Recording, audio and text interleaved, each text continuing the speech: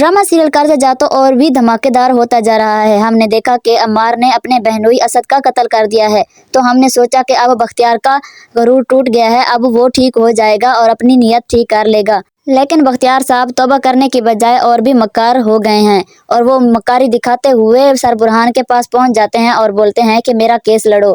तो सरबुरहान बोलते हैं अगर मैं केस ना लड़ूं और अगर मैं केस ले लूं और वो भी मैं हार जाऊं तो फिर क्या करेंगे।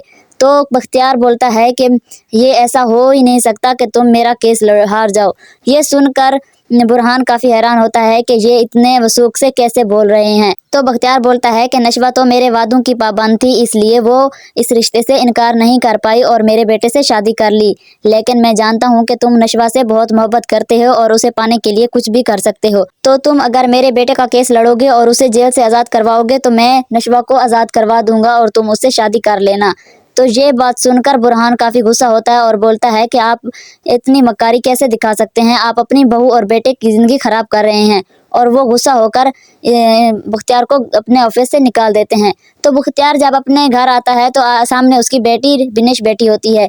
तो अब अपनी बेटी को बोलने लगते हैं कि तुम असद का केस वापस ले लो और अपने भाई को आज़ाद करवा दो। ये सुनकर तो बिनिश भड़क जाती है और बोलती है कि कैसे बाप हैं आप, मेरा घर उजड़ गया है, आपको कोई परवाह नहीं, लेकिन परवाह है तो अपने बेटे की, उसे बचाते फिर रहे हैं।